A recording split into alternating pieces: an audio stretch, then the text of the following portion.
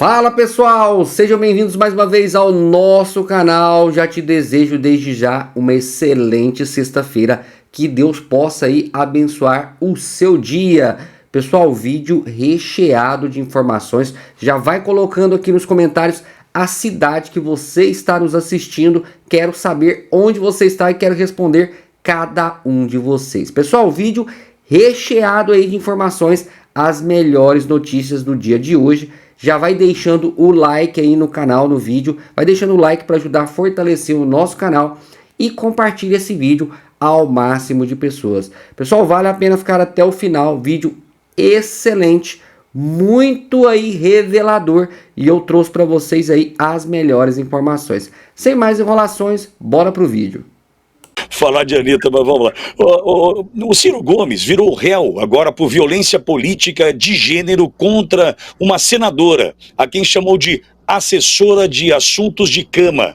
A decisão foi tomada pela Justiça após denúncia da senadora, que considerou a declaração de Ciro como ofensiva e desrespeitosa. O caso gerou uma grande repercussão e debates. Serrão, agressividade é uma marca de Ciro. Inclusive, me lembro de uma visita à AgriShow em 2022, Ribeirão Preto, pré-campanha ali em 2022, onde Ciro Gomes usou de xingamentos para se referir a alguns visitantes da feira que o questionavam sobre algumas pautas que ele defende. Pelo jeito, essa não foi a primeira e nem será a última vez de Ciro, hein, Serrão? Com certeza absoluta. O Ciro só é muito eficiente quando ele vai falar mal do PT. Ele é o inimigo público número 1 da Petelândia, ele detona os caras de maneira virulenta. Nem Leonel Brizola conseguia ser tão eficiente quando fundou o PDT para bater no PT quanto Ciro Gomes consegue fazer. É o amigo que parece ser aliado do PT em algumas situações, mas na maioria das vezes é aquele inimigo amigo, é a falciane da política brasileira. E o Ciro peca exatamente por isso, a destemperança emocional com a qual ele faz política.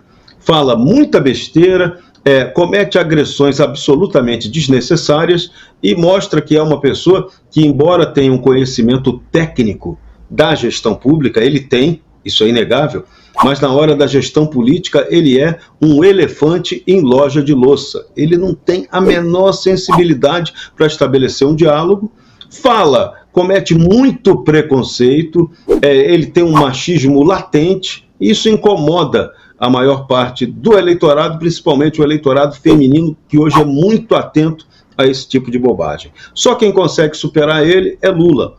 Lula é o cara que consegue falar mal das mulheres, esculachá-las e tem uma proteção impressionante da mídia, do establishment petralha. Então, tudo que ele agride, nada acontece. Já Ciro Gomes, não. Esse aí fala besteira e é punido. Lula, não. Mas, uma hora a casa pode cair para o presidente, que ontem conseguiu, num pequeno intervalo de tempo, avacalhar com as mulheres e avacalhar com os portadores de deficiência física. Lula, como sempre, nota -13 para você, craque da desgovernabilidade. Nacho, Lula protegido e Ciro desprestigiado por essa velha imprensa. Como seria, tratado pela mídia, pela velha mídia, se essa decisão tomada pela Justiça fosse contra Bolsonaro, hein, Dácio? Pois inclusive é uma decisão da Justiça Eleitoral, lastreado numa legislação que trata de detentores de cargos eletivos. O que me surpreende é justamente a ausência de isonomia, Pittoli e Serrão e Gerson Gomes. O que acontece é o seguinte, não é só o Lula.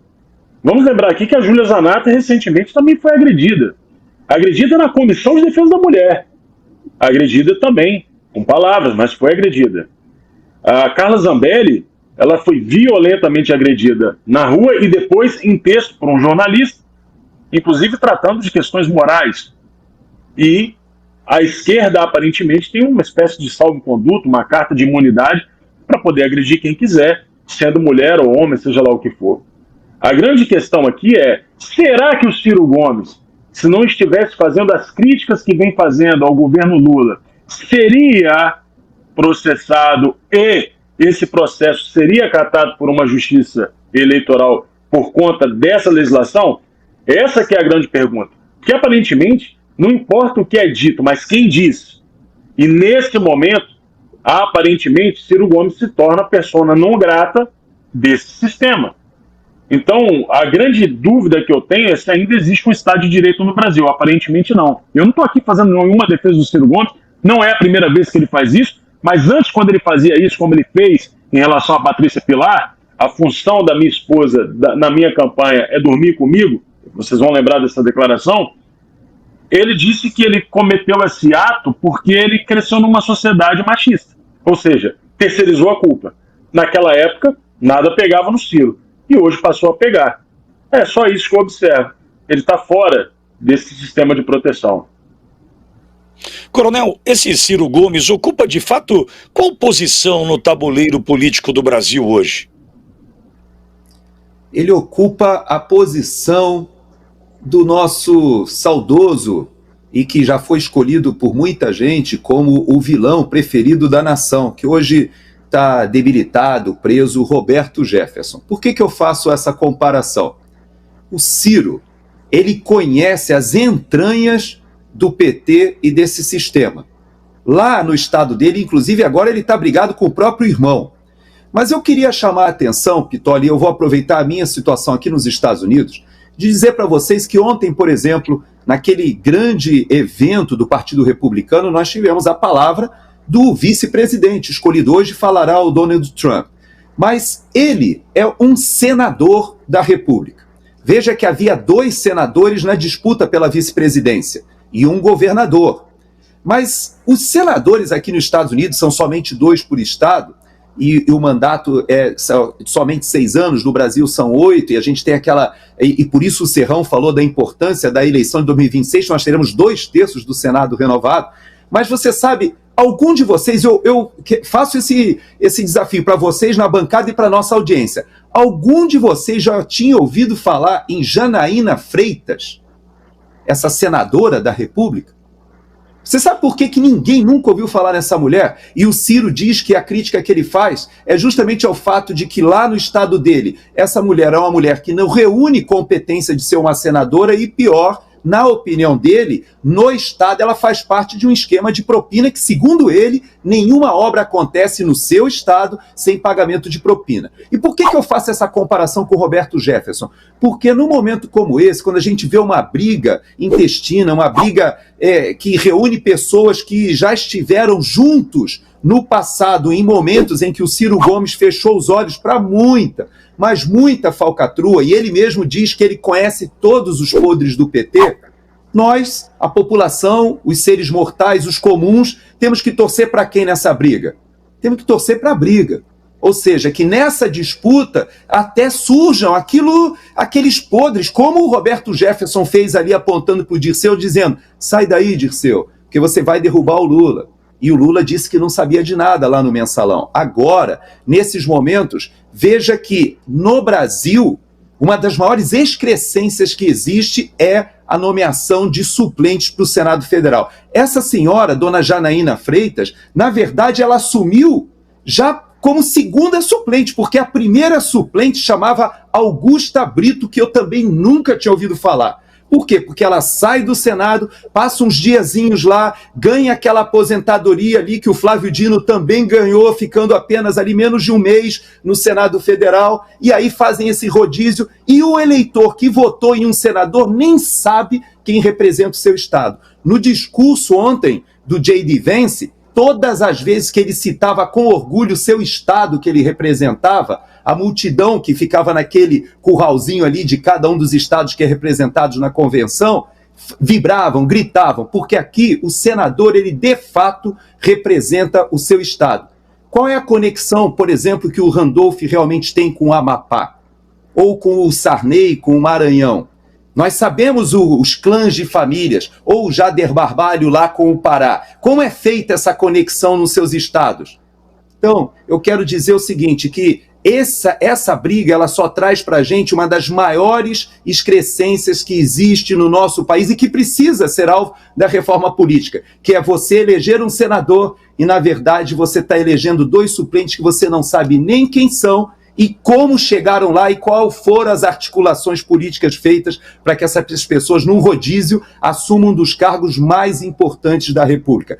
Há períodos, Pitoli, que você vai no Senado e você não encontra nem 1/3 das cadeiras ocupadas por pessoas que receberam votos.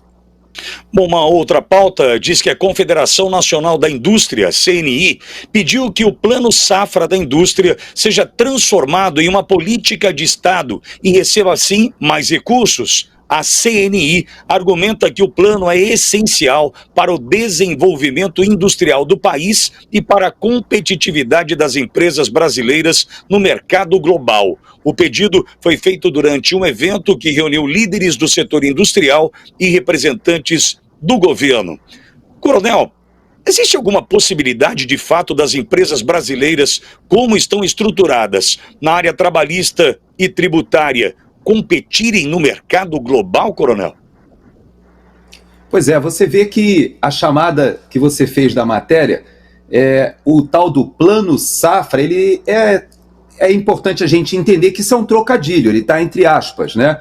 Quando a gente fala de Plano Safra da Indústria, o que está querendo se ressaltar é o fato de que o grande agronegócio, que tem sido hoje realmente o grande fomentador do aumento do PIB, do Produto Interno Bruto, que inclusive é importante que a gente diga que ele continua aumentando, apesar de toda essa confusão do governo Lula. Porém, o agronegócio e até a agroindústria, né, eles demandam, e para que isso se transforme realmente numa política nacional de industrialização, de fomento da indústria, ele demanda uma seriedade do governo e até mesmo uma certa coerência filosófica. Eu explico. Você sabe que aqui nos Estados Unidos, eu falo de novo do senador, que atualmente é o candidato a vice-presidente, ele foi eleito justamente porque ele veio daquela área industrial dos Estados Unidos, que era a grande eleitora, como é o trabalhismo na Inglaterra e como aqui nos Estados Unidos, as unions, os sindicatos, eles eram os grandes eleitores do Partido Democrata. Sabe o que aconteceu nas últimas décadas? A mesma coisa que aconteceu no Brasil.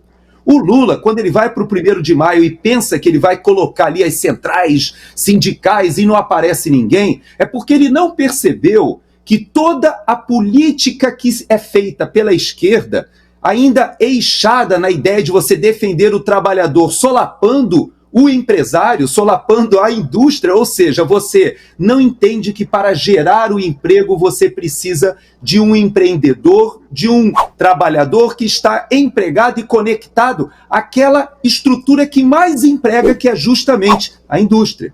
Então você veja que o setor de serviços cresceu demais, o pessoal foi para outras coisas, está todo mundo empreendendo, apareceu MEI para tudo que é lado, até o Flávio Dino outro dia disse que quem entrega pizza ou quem pega a sua motocicleta, a sua bicicleta, não é empreendedor, não devia estar sendo considerado um microempreendedor individual. Ou seja, essa distorção do socialismo, do comunismo, ela na verdade é um tiro no pé. Por isso eu te digo, Pitoli, que esse plano safra da indústria, mesmo que fomentado pelo nosso vice-presidente que acumula a função de ministro da indústria, né, e do comércio, nós podemos dizer o seguinte: enquanto esse grupo tiver a cabeça de um socialismo sindical, nós jamais teremos uma política industrial focada realmente na geração de emprego, porque eles demonizam justamente aquele que gera emprego. Exatamente nesse sentido, Darcio, que o coronel colocou agora, temos um governo estatizante, amigo de centrais sindicais, embora os amigos não foram para a festa do 1º de maio, e que sempre que possível esse governo dispara contra o empregador, né, oferece algum campo fértil, né, esse governo que aí está, para esse crescimento de fato acontecer? Exatamente. Eu acredito que, na verdade, nós não temos uma cultura de desenvolvimento. Por exemplo, Pitoli, veja só, o Plano Safra, a gente está falando aí de 475 bilhões em relação ao agro. Esse investimento do Mais Produção, que a CNI está apontando, são 75 bilhões. Nós estamos falando de um setor que produz mais de 20% do nosso PIB. É uma diferença muito grande de investimento. Mas o problema não é só o investimento não, Pitoli. O problema é a cultura. A gente precisaria, por exemplo, de melhorar a autonomia do INPI para melhorar a rapidez em relação às patentes. Isso é um problema, isso é um gargalo da indústria.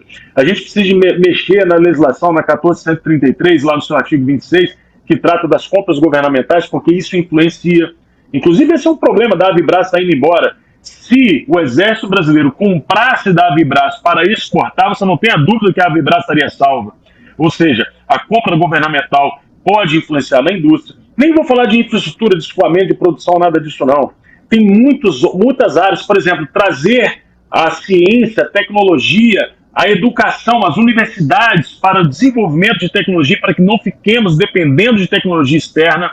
Tem muitas coisas que esse governo, se tivesse uma cultura de reindustrialização do país, poderia fazer. E para encerrar, Pitoli, veja só que curiosidade que a gente está vivendo, olha o momento que a gente está vivendo. 80% do óleo vegetal do mundo é produzido por Rússia e Ucrânia. 80% do óleo vegetal. Imagina que loucura, os dois estão em guerra. A produção do agro europeu parou recentemente por um protesto que todos vocês viram. Houve uma queda de safra nos Estados Unidos por conta de uma seca, eles tiveram 18% de queda no ano passado. Era o momento do Brasil explodir. E qual que é a sinalização do governo? Mandar uma medida provisória, a 1227, que foi devolvida pelo Pacheco, acabando com a compensação financeira para, por exemplo, a industrialização lá na agroindústria. Ou seja, aquela soja comprada para a produção do óleo não teria mais o PIS e o COFINS compensado financeiramente para a indústria, atacando de forma frontal a indústria nacional. O governo ele não sinaliza que deseja esse desenvolvimento para o Brasil. Ao contrário, parece até que a gente está governado por alguém que trabalha para quem está fora. É isso, Pitoli. Agora, Serrão, e esse setor se sente à vontade para negociar com Alckmin, com Márcio França, na condição de representantes desse governo, Serrão? Pois é, aí vem o que o Darcy colocou muito bem, a questão é cultural. O empresário brasileiro continua no modelo capimunista, ele é Estado dependente. Ele não está querendo aumento de produtividade, ele não está querendo efetivamente redução de tributo, ele quer favor do Estado. Ele quer empréstimos facilitados, ele quer a linha de crédito a perder de vista, ele quer, se possível, um perdão para uma dívida que ele contraiu anteriormente, ele agora, por algum motivo, não quer pagar. Então, é uma visão rentista. É uma visão não produtiva. É isso que nós temos que mudar no Brasil. A visão tem que mudar completamente. A gente tem que ter um país cujo empresário pensa na infraestrutura, que é o que mata hoje o Brasil. Um empresário que pense em cada vez exigir do governo menos imposto. E para isso ele vai ter que ter um governo enxuto, uma máquina pública que não gaste tanto, que faça primeiro reforma administrativa antes da reforma tributária. Só que esse parlamentar, esse nosso representante do povo, que é bancado por esse empresário, ele defende o modelo capimunista. Por isso que o Brasil está no atraso. O problema é estrutural e cultural. A gente vai ter que discutir, debater isso para poder mudar o país. A turma aqui está acostumada com o capimunismo. Por isso que é um país que tem tanto jegue pensando aí na política, na economia e em outras áreas que deveriam ser estratégicas. Tá aí, pessoal, as informações e agora mais uma bomba aí do PT, como sempre, né? Esse desgoverno Lula. Uma presepada atrás da outra, né, pessoal? E agora mais uma, vamos lá. PT acumula uma dívida de 22 milhões em INSS e FGTS de trabalhadores. Com a proposta de ajuste fiscal destinada aos partidos políticos, o Partido dos Trabalhadores PT parece estar entre os principais beneficiários. Atualmente, o PT enfrenta uma dívida impressionante de 22,2 milhões junto à União, sendo a maioria desta dívida relacionada à Previdência Social, de acordo com a Procuradoria-Geral da Fazenda Nacional. A proposta de emenda à Constituição, PEC número 9/2023, conhecida popularmente como PEC da Anistia, oferece uma oportunidade para os partidos renegociarem seus débitos com o governo. Este novo projeto de lei propõe que essas dívidas possam ser parceladas em até 60 vezes, o que inclui uma importante parcela do montante devido pelo PT.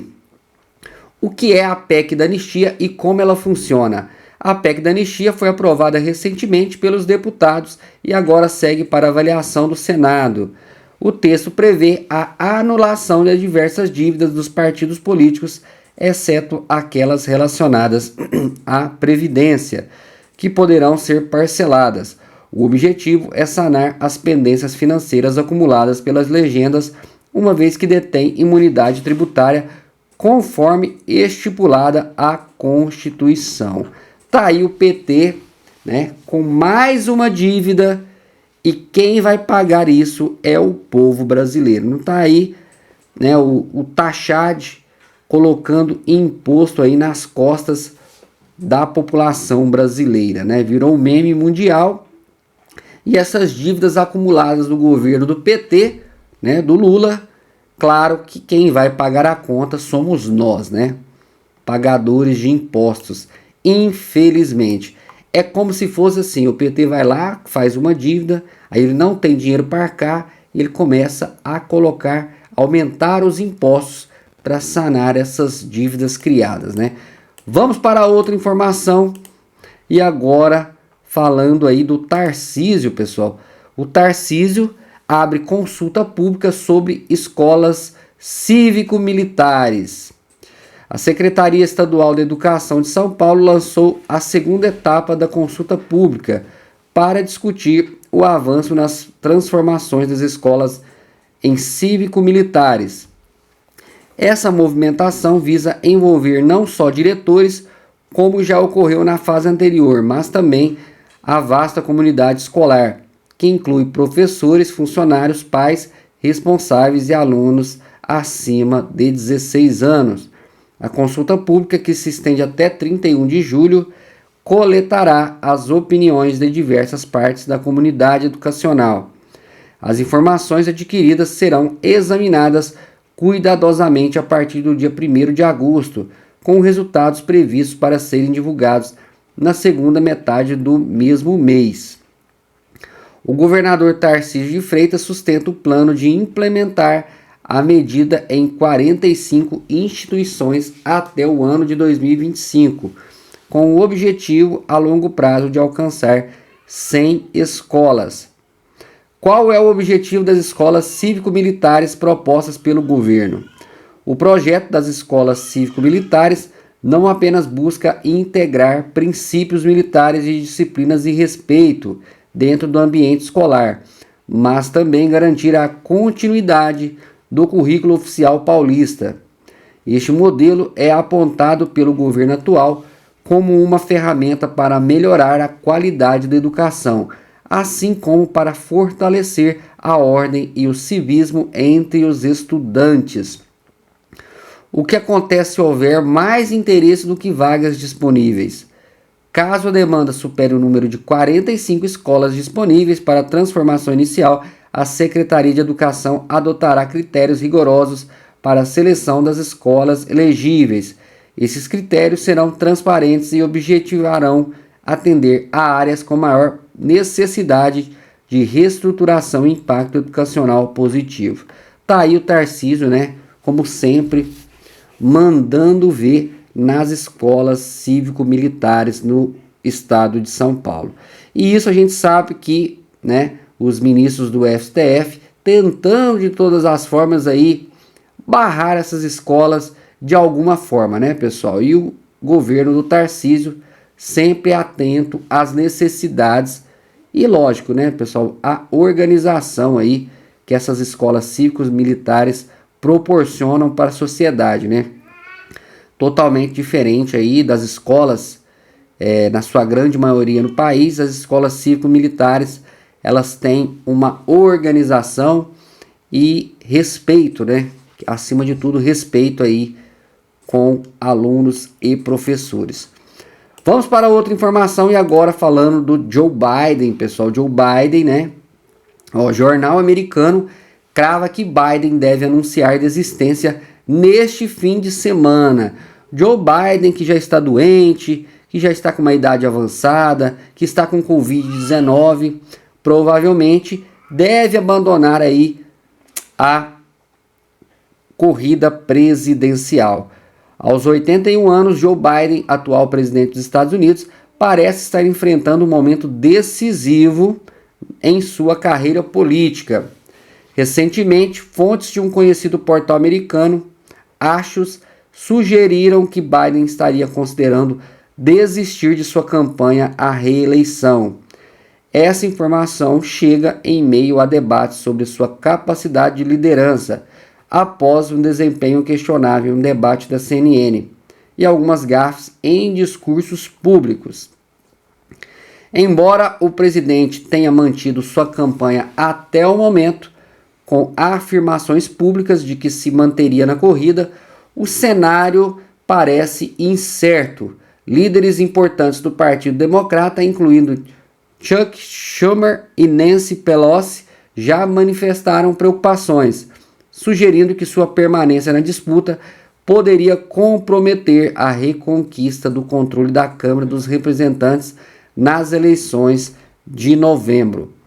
Qual é a real situação de Joe Biden na corrida eleitoral? As especulações em torno de Biden vêm crescendo, especialmente com relatos que sugerem uma certa hesitação interna dentro do Partido Democrata. Mesmo figuras como Barack Obama, que sempre estiveram ao lado de Biden, parecem agora aconselhá-lo a reconsiderar sua participação nas eleições presidenciais de 2024. Tá aí Joe Biden, né? Tentando de todas as formas se manter no poder, mas infelizmente, ao que tudo indica, ele irá abandonar aí a corrida presidencial para sua reeleição. Pessoal, espero que vocês tenham gostado das notícias. Vai colocando aqui nos comentários a cidade que você está falando, o que você está achando deste vídeo. Eu espero que vocês tenham gostado do vídeo. Vai deixando o like, compartilhe esse vídeo ao máximo de pessoas. Eu também já te faço um convite, se você não é inscrito no canal, a se inscrever, clicando no botão inscrever-se. Clica nesse botão, já está inscrito no canal e ativa o sininho das notificações para receber aí as notificações no seu celular. Espero que vocês tenham gostado do vídeo. Mais tarde tem vídeo novo no canal. Um forte abraço e te espero no próximo vídeo.